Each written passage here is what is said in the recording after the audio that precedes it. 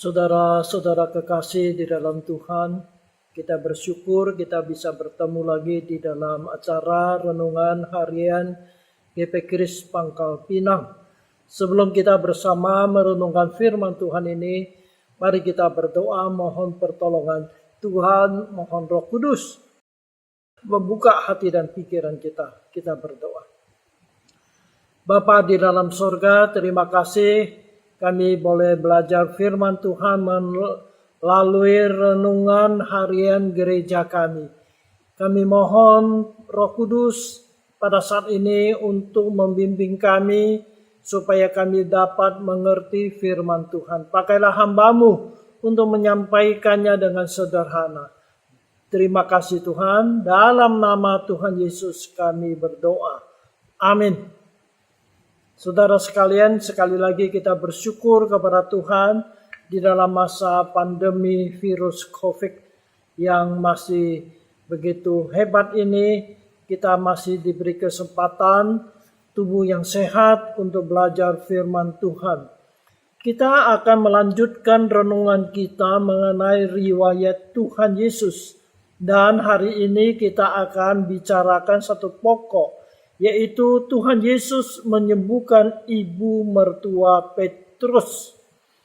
Ayat-ayat Alkitab yang mencatat peristiwa ini adalah di Injil Matius pasal 8 ayat 14 dan 15, Markus pasal 1 ayat 29 sampai 31, Lukas pasal 4 ayat 38 dan ayat 39. Ketiga bagian ini adalah ada sedikit perbedaan satu sama yang lain karena penulis mencatat peristiwa ini dari sudut pandang yang berbeda dan titik perhatian yang berbeda, sehingga ketiga catatan ini adalah saling melengkapi. Kita akan baca Markus pasal 1 ayat 29 sampai 31 saja. Markus pasal 1 ayat 29 sampai 31. Sekeluarnya dari rumah ibadat itu, Yesus dengan Yakobus dan Yohanes pergi ke rumah Simon dan Andreas. Ibu mertua Simon terbaring karena sakit demam. Mereka segera memberitahukan keadaannya kepada Yesus. Ia pergi ke tempat perempuan itu dan sambil memegang tangannya, ia membangunkan dia. Lalu lenyaplah demamnya. Kemudian perempuan itu melayani mereka. Amin. Demikianlah pembacaan. Ini adalah mujizat yang dilakukan oleh Tuhan Yesus di awal pelayanannya di Galilea. Kita perhatikan ada beberapa hal. Yang pertama, mujizat ini dilakukan oleh Tuhan Yesus di kota Kapernaum. Kota Kapernaum ini kota yang cukup besar di tepi Danau Galilea. Di kota ini ada kem-kem tentara Romawi, sehingga di kota ini banyak kelihatan prajurit-prajurit Romawi. Di sini dikatakan setelah Tuhan Yesus menyembuhkan seorang yang dirasuk roh jahat di rumah ibadat di Kapernaum, maka setelah selesai ibadah mereka, maka keluarlah Tuhan Yesus dari rumah ibadat itu, lalu mereka pergi ke rumah Petrus. Dikatakan ke rumah Petrus dan Andreas. Jadi berarti bahwa Andreas dan Petrus itu tinggal satu rumah. Mereka tinggal di Kapernaum itu sebagai nelayan. Yang kedua, sebelum Tuhan Yesus tiba di rumah Petrus, ada orang memberitahukan kepada Yesus bahwa ibu mertua Petrus itu sedang sakit. Injil Lukas mencatat bahwa ia itu sakit demam keras. Lalu yang kita baca tadi di Injil Markus memberitahukan kepada kita bahwa dia terbaring di tempat tidur. Jadi saudara sekalian, demam dari ibu mertua Petrus ini adalah sakit keras, bukan sakit yang enteng-enteng saja. Sampai dia tidak bisa bangun dari tempat tidurnya. Nah, saudara sekalian, Petrus nama aslinya itu adalah Simon. Tetapi setelah dia menjadi murid Tuhan Yesus, Tuhan memberi dia satu nama yang baru, yaitu Petrus. Yaitu artinya batu karang atau batu yang keras dalam bahasa Yunani. Dan Petrus ini juga mempunyai satu nama di dalam bahasa Aram, yaitu Kefas. Jadi Petrus ini mempunyai 3 sebutan atau 3 nama, yaitu Simon, Petrus, dan Kefas. Nah, saudara sekalian, Petrus ini mempunyai ibu mertua. Berarti Petrus ini mempunyai istri. Alkitab tidak memberitahukan kita apakah mereka itu punya anak atau tidak. Ya, saudara sekalian, di dalam surat Paulus kepada jemaat di Korintus menyebut Petrus ini menjadi rasul yang ada di Yerusalem, salah satu tokoh yang penting di Yerusalem, dan dia juga mengabar Injil keliling seperti Paulus. Ya, dan di dalam 1 Korintus pasal 9 ayat 5 beritahukan kepada kita bahwa Petrus ini keliling mengabar Injil, dia membawa istrinya beserta dengan dia. Jadi saudara sekalian, kalau ada orang mengatakan bahwa Petrus ini tidak punya keluarga, tidak kawin, itu ajaran yang tidak benar. Karena Petrus ini punya istri. Dan dia kemana-mana mengabar Injil, membawa istrinya serta bersama dengan dia. Nah, di sini kita baca bagaimana Tuhan Yesus menghampiri ibu mertua Petrus ini yang sedang sakit itu. Yesus memegang tangannya, lalu menghardik penyakitnya dan membangunkan dia dari tempat tidur. Maka dikatakan dengan segera lenyaplah sakitnya itu. Saudara sekalian, Tuhan Yesus menyembuhkan ibu mertua ini tidak pakai obat. Dan kesembuhannya pun bukan sedikit demi sedikit menjadi sembuh total. Tidak. Tapi segera dia menjadi sembuh dengan total. Saudara sekalian, berarti Tuhan Yesus adalah Tuhan yang maha kuasa. Dia menyembuhkan orang, tidak perlu obat, dan kesembuhannya bukan sedikit, kemudian sedikit, sehingga akhirnya sembuh total. Tidak, tapi dia menyembuhkannya dia dengan segera, dengan total, sembuh, sehat sama sekali. Karena Tuhan kita adalah Tuhan yang maha kuasa. Nah, saudara sekalian, setelah ibu mertua Petrus ini sembuh, maka dikatakan dia segera bangun dan segera melayani Tuhan dan murid-muridnya. Jadi saudara sekalian, kita lihat ibu mertua Petrus ini setelah sembuh, dia segera membalas kebaikan Tuhan Yesus dengan melayani Tuhan. Ini satu ajaran yang penting bagi kita. Kalau kita sudah ditolong oleh Tuhan, maka kita jangan menjadi orang yang tidak mau balas budi kepada Tuhan. Banyak kali waktu kita mengalami kesulitan, ya, sakit dan sebagainya, kita minta Tuhan tolong. Tetapi kalau sudah sembuh, lalu kita lupa akan pertolongan Tuhan. Ya, ibu mertua Petrus ini tidak demikian. Ketika dia mengalami sakit, disembuhkan oleh Tuhan, maka segera dia bangun dan segera dia melayani Tuhan dan murid-muridnya. Ini satu pelajaran yang penting bagi kita. Kalau kita waktu susah, Kita minta Tuhan tolong. Waktu kita sakit, kita minta kesembuhan dan Tuhan sudah menolong kita. Jangan kita lupa untuk membalas budi kepada Tuhan kita Yesus. Nah, saudara sekalian, berita kesembuhan mertua Petrus ini tersebar kemana-mana. Ya, sehingga dikatakan pada malam hari itu, mereka orang-orang yang di sekitar Kapernaum itu datang berbondong-bondong membawa orang sakit bertemu dengan Tuhan Yesus dan minta Tuhan Yesus menyembuhkan mereka. Ada yang bawa sakit penyakit secara fisik, juga ada yang membawa orang-orang yang kerasukan roh-roh jahat. Semuanya disembuhkan oleh Tuhan. Tuhan tidak pandang bulu. Tuhan Yesus menyembuhkan semua orang yang datang mencari pertolongannya.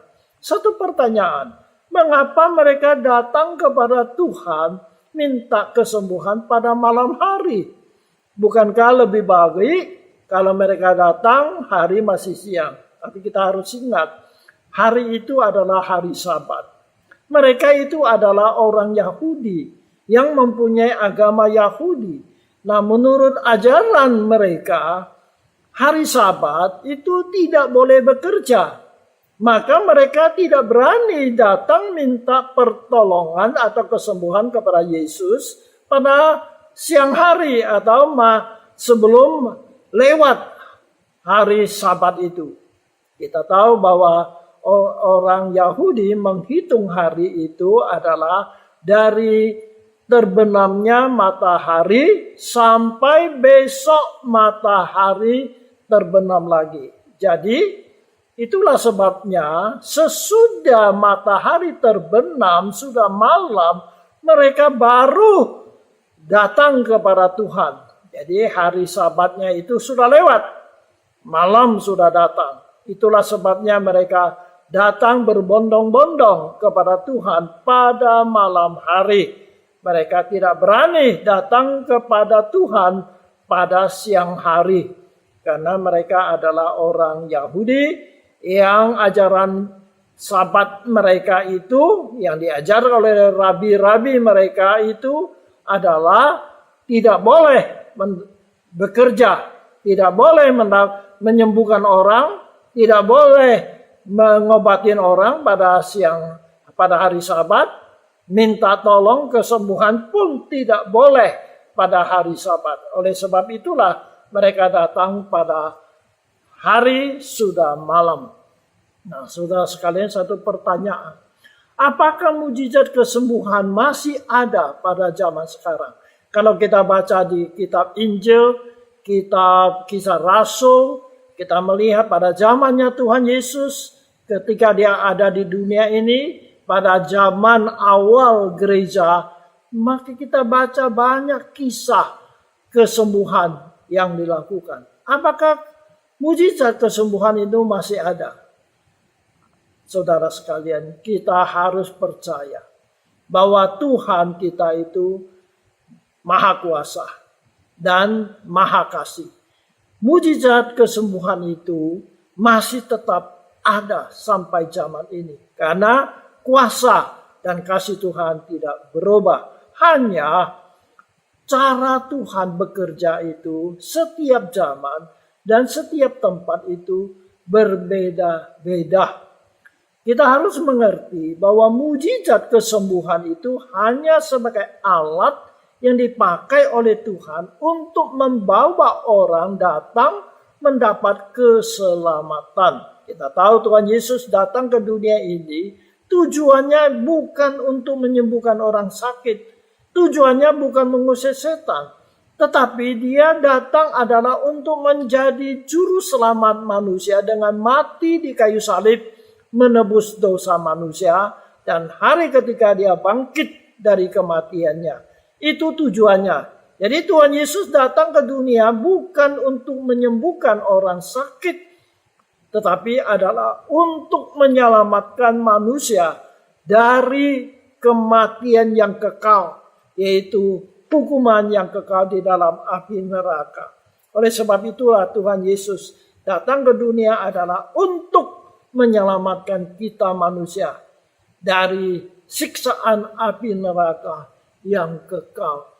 Oleh sebab itu saudara sekalian, pada hari ini kalau kita mengabar Injil, kita harus fokuskan keselamatan bagi roh jiwa manusia, bukan kesembuhan.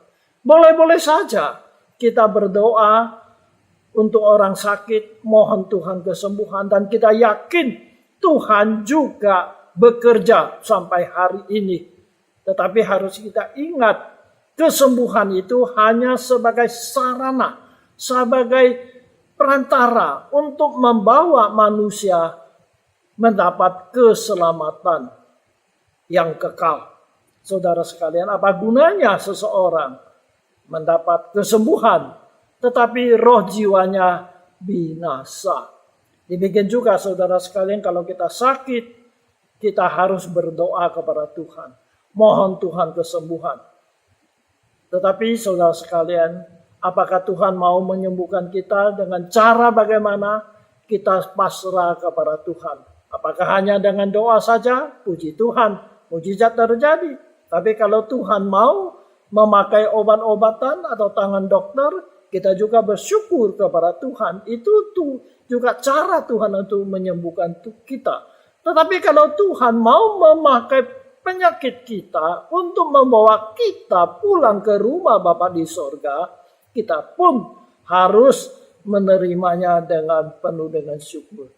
Jadi saudara sekalian, pada zaman sekarang ini, pada saat-saat ini kita lihat pandemi virus COVID ini begitu merajalela di mana-mana.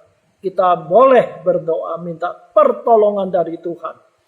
Tuhan akan menolong kita. Tetapi dengan cara bagaimana? Kita pasrah kepada Tuhan saja.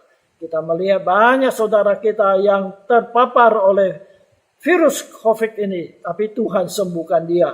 Sehingga akhirnya dia sehat walafiat. Tapi tidak sedikit juga mereka yang terpapar oleh penyakit ini, akhirnya Tuhan panggil pulang ke rumah Bapa di surga. Jadi Tuhan mempunyai rencana yang berbeda-beda kepada kita masing-masing. Kita percaya Tuhan kita maha kuasa. Bagi Tuhan tidak ada mustahil.